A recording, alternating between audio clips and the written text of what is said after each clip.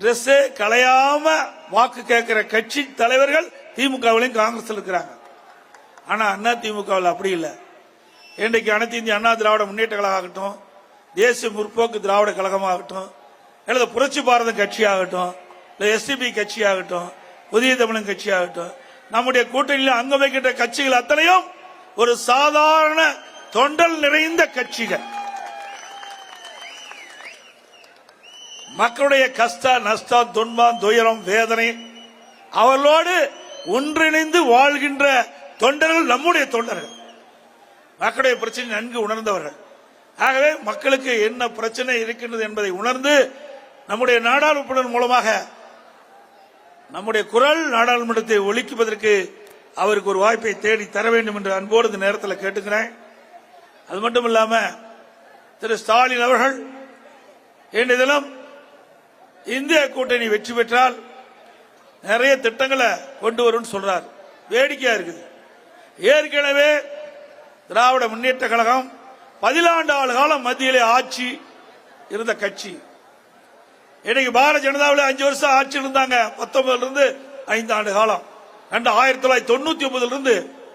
அதுக்கு பிறகு காங்கிரஸ்ல 5 ஆண்டு காலம் காங்கிரஸ் அமைச்சரவையிலே அங்கம் வைத்தார்கள். அதற்கு முன்பு மத்தியிலே ஆட்சியில் இடம்பெற்றிருந்தார்கள். ஆக திராவிட முன்னேற்ற கழகம் 14 ஆண்டு காலம் மத்திய அமைச்சரவையிலே இடம்பெற்ற கட்சி திமுக கட்சி. 14 ஆண்டு காலம் தமிழ்நாட்டு மக்களுக்கு என்ன செய்தீர்கள்? தமிழ்நாட்டுக்கு என்ன பெரிய திட்டத்தை கொண்டு வந்தீர்கள்? அதனால் தமிழ்நாடு மக்கள் என்ன நன்மை பெற்றிருக்கின்றார்கள்? இது மக்களுடைய கேள்வி. 14 ஆண்டு காலமாக எதையுமே செய்யல. அவருடைய திட்டமெல்லாம் மத்தியிலும் ஆட்சியில் இருக்க வேண்டும், மாநிலத்திலும் ஆட்சியில் இருக்க வேண்டும். மத்தியிலும் கொள்ளையடிக்க வேண்டும், மாநிலத்திலும் கொள்ளையடிக்க வேண்டும். மத்தியிலும் ஆட்சி அதிகாரத்திலே அவர் குடும்பத்தைச் சேர்ந்த உறுப்பினர்கள் வர வேண்டும். மாநிலத்திலும் கருணாநிதியுடைய குடும்பத்தைச் சேர்ந்தவர்கள் ஆட்சியிலே இருக்க வேண்டும்.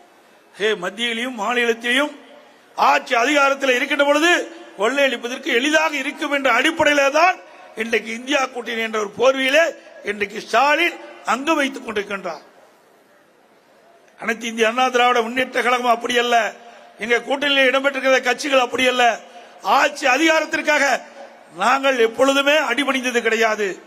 ஓட்டு போட்ட மக்களுக்கு விசுவாசமாக இருந்து அவருடைய எண்ணங்களை, அவருடைய கஷ்டங்களை, அவருடைய பிரச்சனைகளை நாடாளுமன்றத்தில் எடுத்துரைத்து நாங்கள் மக்களுக்கு நன்மை செய்ய வேண்டும் என்ற அடிப்படையிலே நாங்கள் கூட்டணி அமைத்து நாடாளுமன்ற தேர்தலை சந்திக்கின்றோம். நீங்கள் எண்ணி பாருங்கள். உண்மையிலேயே எங்களுக்கு ஆட்சி அதிகாரம் மத்தியில் இருக்க வேண்டும் என்று எண்ணி இருந்தால் நாங்கள் பாரதிய ஜனதா கட்சியோட கூட்டணி வைத்திருப்போமே. ஏன் நாங்கள் கூட்டணியிலிருந்து விலகி இருக்கின்றோம்? இன்றைக்கு தேசிய கட்சி என்று வருகின்ற பொழுது காங்கிரசும் பாரதிய ஜனதாவும் மாறி மாறி வருகின்றன. ஆனால் மாநில கட்சிகளை புறக்கணிக்கின்றன. இன்றைக்கு தேசிய கட்சியோடு கூட்டணி வைத்து அதனால் நமக்கு எந்த நன்மையும் பெற முடியவில்லை. அவருடைய ஆட்சிக்கு வந்த பிறகு அவருடைய பார்வை தேசிய அளவில் இருக்கின்றத ஒழிய மாநிலத்தில் அல்ல. ஆனால் ஓட்டு போட்டு தேர்ந்தெடுக்கின்ற மக்கள் மாநில மக்கள், அவர் நம்முடைய எஜமானர்கள். அவர்தான் நம்முடைய வேட்பாளரை வெற்றி பெற்று நாடாளுமன்றத்துக்கு அனுப்பி வைக்கின்றார்கள்.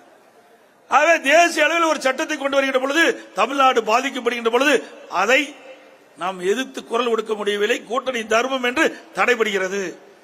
அந்த நிலையில் மாறுவதற்கு ஓட்டு போட்ட மக்களுக்கு விசுவாசமாக இருந்து நாடாளுமன்றத்தில் செயல்படுவதற்கு, தமிழ்நாட்டின் உரிமையை காப்பதற்கு, தமிழ்நாட்டு தேவையான திட்டங்களை பெறுவதற்கு, தமிழ்நாடு வளர்ச்சி பெறுவதற்கு நாடாளுமன்றத்திலே சுதந்திரமாக நம்முடைய கருத்துக்களை எடுத்து சொல்வதற்கு இன்றைக்கு நாம் கூட்டணியிலிருந்து விலகி வந்து அதிமுக தலைமையிலே ஒரு பிரமாண்டமான வலிமையான கூட்டணியை நாம் அமைத்திருக்கிறோம். ஸ்டாலின் அவர்களே, 2019 பல்வேறு வாக்குறுதிகளை கொடுத்தீர்கள். நாடாளுமன்ற தேர்தலிலே நீங்கள் கொடுக்கப்பட்ட வாக்குறுதியை தமிழ்நாட்டு மக்கள் நம்பி உங்களுடைய திமுக மற்றும் கூட்டணிக்கு 38 இடங்கள் உங்களுக்கு வழங்கினார்கள். 38 நாடாளுமன்றங்களை வைத்துக் கொண்டு நாடாளுமன்றத்திலே இந்த தமிழ்நாட்டு மக்களுக்காக என்ன குரல் கொடுத்தீர்கள்? அதன் மூலமாக தமிழ்நாட்டு மக்களுக்கு என்ன நன்மை கிடைச்சிருக்குது சிந்திச்சு பாருங்க. 38 நாடாளுமன்ற மக்கள் 5 ஆண்டு காலம் அங்க இருக்கின்ற பெஞ்சை தேய்ச்சதுதான் மிச்சம். வேற ஒண்ணுமே செய்யல. என்ன செஞ்சிருக்கிறீங்க சொல்லுங்க. இன்னைக்கு அங்கங்க தேர்தல் பிரச்சார கூட்டத்தில் போய் பேசுறீங்கல்ல, என்னை பற்றி தான் அதிகமா பேசுறாரு. என்னை பற்றி பேசினா மக்களுக்கு என்ன நன்மை கிடைக்கும் போது? ஒன்னு முதலமைச்சர் ஆக்கி இருக்கிறாங்க. நீ தமிழ்நாட்டுக்கு என்னென்ன செஞ்ச, மத்தியில் என்னென்ன திட்டத்தை கொண்டு வந்து சொல்லி ஓட்டு கேளு. நாங்க மக்கள்கிட்ட அப்படித்தானே பேசுறோம். அனைத்து இந்திய அண்ணா திராவிட முன்னேற்றங்களை ஆட்சி இருக்கின்ற பொழுது என்னென்ன திட்டங்களை கொண்டு வந்தோம் அதை நாங்கள் சொல்லுகிறோம். அதே போல மத்தியிலே தமிழ்நாட்டிற்கு ஏதாவது தீங்கு ஏற்பட்டாலோ, தமிழ்நாட்டு மக்களுக்கு பாதிப்பு அடையக்கூடிய சட்டங்கள் இயற்றப்பட்டாலோ அதை கடுமையாக எதிர்க்கின்ற கட்சி அதிமுக கட்சி, அதிமுக கூட்டணி.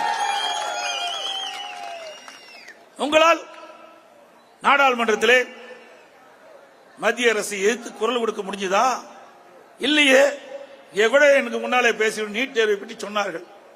நீட் தேர்வை கொண்டு வந்தது திராவிட முன்னேற்ற கழகமும் காங்கிரசும்.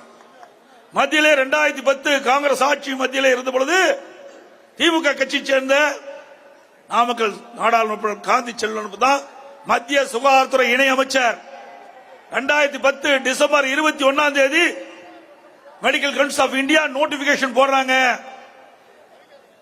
நீட் தேர்வு கொண்டு வரப்படும் என்று.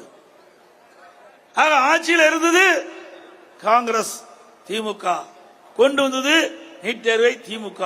இன்னைக்கு ரத்து செய்வோம் என்று சொல்லுவதும் காங்கிரசும் திமுகவும். இதுதான் வேடிக்கையா இருக்கிறது. இப்படி இரட்டை வேடம் போடுகின்ற கட்சி திமுக கட்சி, மக்களை ஏமாற்றுகின்ற கட்சி திமுக கட்சி. ஸ்டாலின் அவர்களே, உங்களுடைய பொய் மூட்டைகள் எல்லாம் இன்று மேல் எடுபடாது. இன்றைக்கு எல்லா தேர்தல் பிரச்சார கூட்டத்திலையும் மூட்டை மூட்டையாக பொய் அவிழ்த்து விட்டுக் கொண்டிருக்கின்றீர்கள்.